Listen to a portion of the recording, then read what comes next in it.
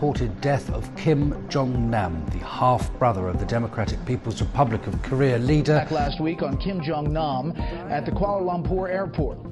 The Kim Jong-nam murder trial. Half-brother of North Korea's leader Kim Jong was accused of poisoning Kim Jong-Nam.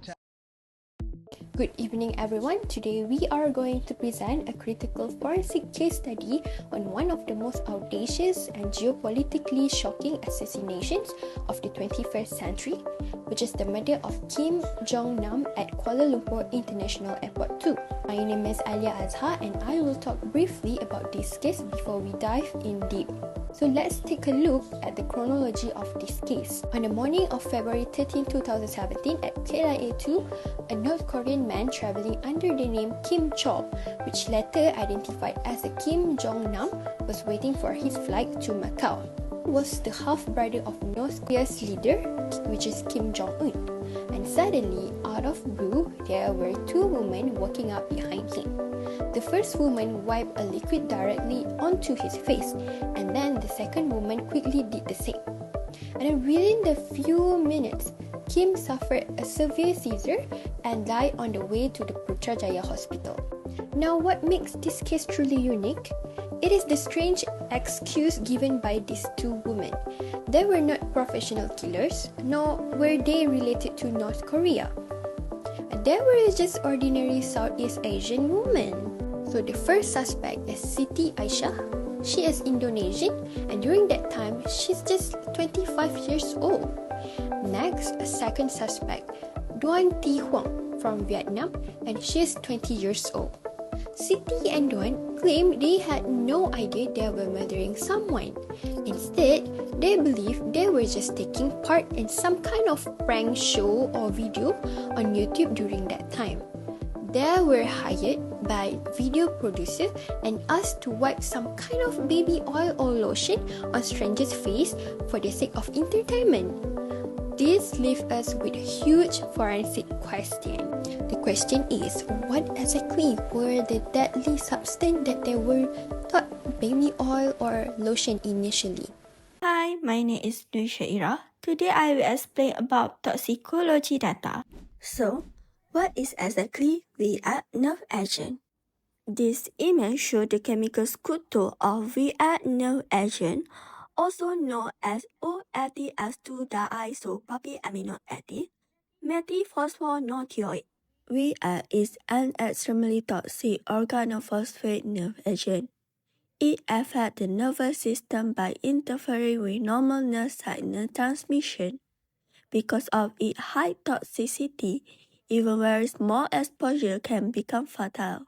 VR also classified as a chemical weapon. VR is a colorless and odorless oily liquid, which makes it difficult to detect immediately. Since it has no smell or color, victims may not realize they have been exposed. VR was originally developed for chemical warfare.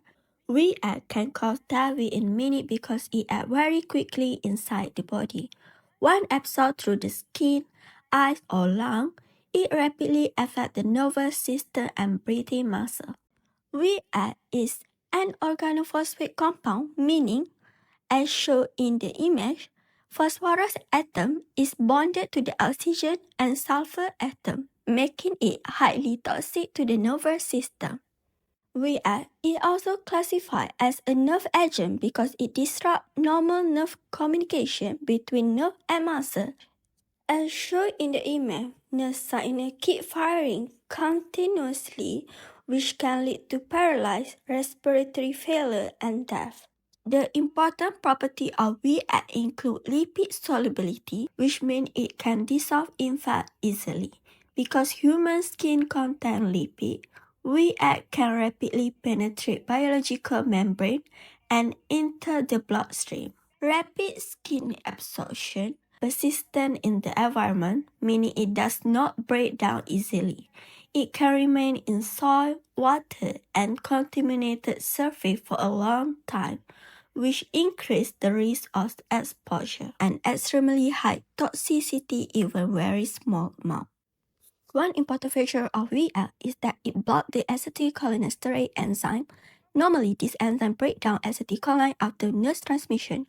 However, VX prevent the process, causing acetylcholine to accumulate continuously. To understand more better, let's see the video how VX react in our body. May have smeared two non-fatal elements of VX, which mixed on Kim's face. VX works by disrupting an enzyme involved in muscle movement. Motor neurons release a neurotransmitter to stimulate muscle contraction. An enzyme breaks up the neurotransmitter. VX blocks this enzyme, leading to a buildup of the neurotransmitter, resulting in uncontrolled muscle contraction. A single drop of VX absorbed on the skin disrupts the entire nervous system, leading to convulsions, loss of consciousness, paralysis, and death. Lethal dose of VX. First, extremely low lethal dose. Second, small skin exposure can be fatal. Third, estimate lethal skin dose approximately 10 mg for adult. Moving on to the forensic evidence. Hi, I am Aisha and I will explain the evidence found during the case, including the biological evidence and its importance.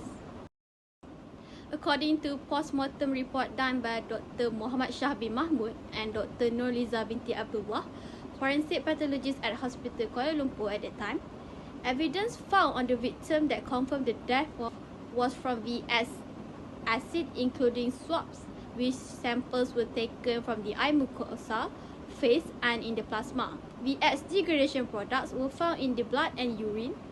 VX precursor on the deceased clothing like t-shirt, blazer, as well as his bag that he carried at the airport.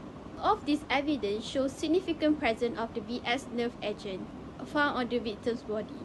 Next is evidence collected from the two offenders reported by chemist Dr. Raja Anak Lelaki Subramaniam from the Center for Chemical Weapon Analysis. The main highlight for this evidence is how, for the both culprits, VX nerve agent was found on their clothing. For the first suspect, it was on her sleeveless t-shirt, and for the second accused was the infamous LOL t-shirt that she wore during the so-called prank. In addition, degradation products were found on the fingernails cut from the said accused. All of these findings were later used in the court by the prosecutor to raise credibility to press murder charge for the both of the suspects. Besides that, additional evidence like CCTV footage and DNA evidence were also helpful during the case. DNA evidence provided by his son Kim Han Sol were compared with Kim Jong-Nam to confirm the victim's identity, as Kim Jong-Nam's passport were found at that time by the name Kim Chol. From this evidence I have presented, we can say that these findings play a significant role in the investigation. The importance can be concluded as first, to determine the cause of the death. Secondly, is to identify the victim's identity. And lastly, it is very important for the charge press to be supported or aligned with the evidence. In this case, the biological and chemical evidence has become the key to uncover the truth. At first, it looked like sudden death, but forensic analysis later then confirmed that it was caused by one of the deadliest chemical weapons. This automatically ruled out any pre-existing medical conditions that Kim Jong-Nam had and proved it was an assassination. Also, this high profile involving North Korea has placed Malaysia under great pressure and international attention, which then highlight the importance of handling investigation carefully to protect Malaysia's global image and its security. Assalamualaikum and hi. I will continue with the jurisdiction outcome. On February 13, 2017, the victim was attacked in broad daylight. Within this, Malaysian authorities arrested two primary suspects, Siti Aisyah from Indonesia and Duong Chi Huang from Vietnam. The stakes could not have been higher. Both were charged under Section 302 of the Malaysian Penal Code for murder, a charge that at the time carried a mandatory death penalty by hanging. Notably, while these two women stood in custody, several North Korean suspects who were vital to the plot managed to flee the country hours after the attack, escaping justice entirely. With the scientific weapon identified, the trial moved to the High Court of Shah Alam, where the prosecution attempted to prove that these two women were calculating, cold-blooded assassins. The trial began in October 2017 and spanned over a year and a half. By August 2018, the judge ruled that the prosecution had established a strong enough case to order the women to enter their defense. The trial seemed to be moving steadily toward a conviction until the spring of 2019, when a series of dramatic legal shifts completely altered the course of the proceedings for both defendants.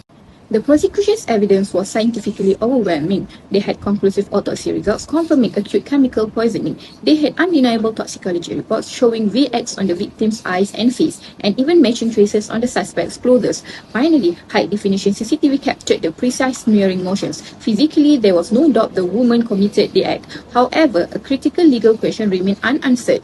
Did they know they were committing a murder? The defense argument, paired with intense backroom diplomacy, yielded a shocking result on March 11, 2019. The prosecution completely dropped the murder charge against the Indonesian suspect, Siti Aisyah. While she was discharged without a full acquittal, she was immediately freed from custody and flown back to Jakarta. It was a massive diplomatic victory for Indonesia, but it left her co-defendant in a perilous legal position.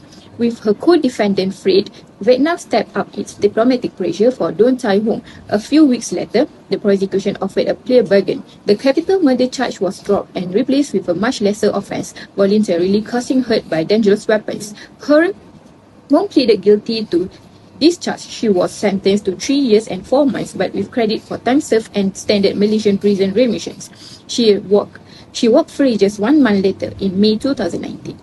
To view the final resolution side by side, both women walked away alive, avoiding the gallows. Siti Aisyah had her charges dropped entirely through strategic diplomatic withdrawal, while Don Tai Hong utilized a strategic guilty plea to a reduced charge to secure her immediate release. Both were successfully repatriated to their home countries by mid-2019. In conclusion, the Kim Jong-Nam case demonstrated the critical role of forensic toxicology in identifying deadly substances and determining the cause of death. Through proper biological evidence collection, toxicological analysis, and chain of custody procedures, forensic experts successfully confirmed VX nerve agent poisoning. This case not only strengthened the importance of forensic science in criminal investigations, but also raised international concerns about the use of chemical weapons and public safety.